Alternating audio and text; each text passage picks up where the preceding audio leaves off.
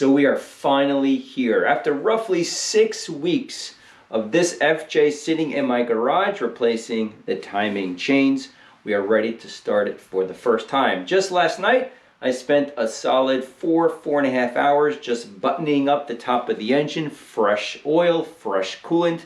So very quickly together, let's pressure test the cooling system. We want to make sure that we have no leaks, and then let's prime the engine, and hopefully we have no issues. And this is something that I showed before, the Mightyvac 4560. I think it's like 35 or 40 bucks, but you simply place on the adapter. They make a bunch of different adapters if you're curious. Okay, a bunch of different adapters. They have a little chart in the back. You find your vehicle, you find the right adapter, and you just place it onto the radiator. Very easy. So the whole point here is to verify we have no leaks within the cooling system. Now is the time before you start the engine, and now you have coolant all over the floor. You know, coolant is not cheap. Let's verify that everything is okay. In my case, I'll check at 15 to 16 psi. This reminds me of the old, gosh, I haven't seen them in years, but the old vice grips. Not even sure what they're called. They're to build up your forearms. All right, it's pretty much, let's just go a little bit more. So we are dead on. That needle is not moving whatsoever. Let me just check underneath.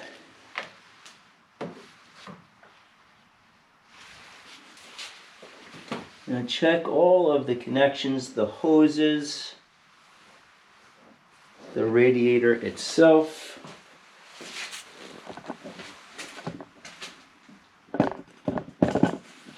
You know, when you do this kind of work, there's a lot of things they have to replace, so just making sure everything looks okay.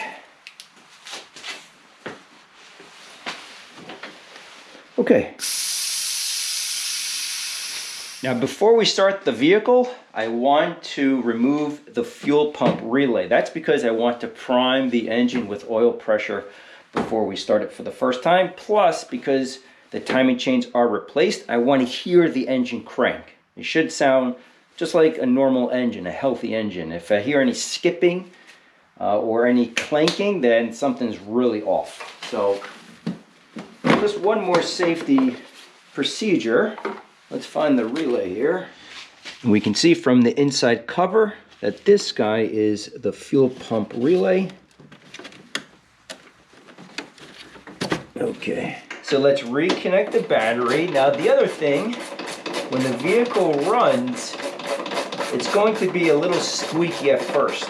And that's because I discovered a leak. This is something I shot, but I did not upload it yet. The return line for the power steering. I found a leak, and I had to replace the power steering return line. And of course, in that process, you're replacing the power steering fluid, so the system has to bleed. So it's going to be a little loud at first. But again, we want to make sure everything runs really well. Okay.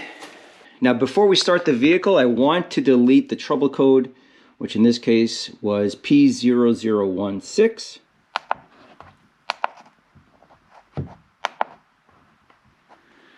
Okay. All right, here we go. Okay, here we go, guys.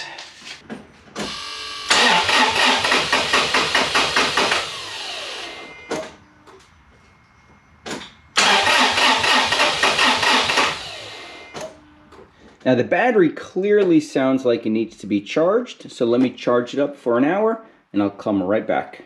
And now we can reinstall the fuse. Everything sounds okay to me. And let's see how we do here.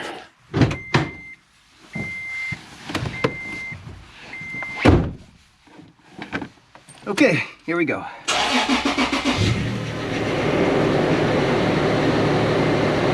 Still a little noisy, the power steering pump.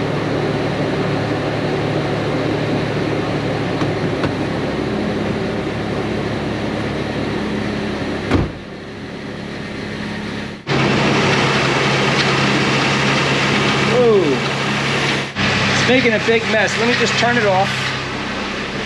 Let me turn it off here. Oh, this is great though. This is good. Hold on. Oh, it's nice to hear this thing running. This is great. Okay. It's such a big job. Okay, let's add some more fluid in here. We'll start it up again.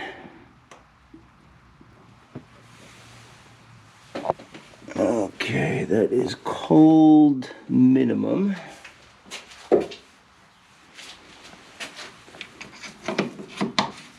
Whew, I'm actually shaking a little bit. It's nice to have this accomplished. Let's just hope I have no issues, you know? Don't see anything leaking. Okay, so right now I have the truck running, just airing out the garage here. Everything seems to be okay so far.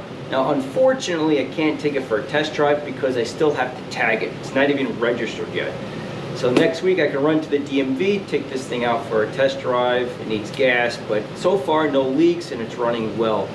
I hope you guys have enjoyed this. Thank you for watching. Hope you continue to tune in, and we'll see you next time.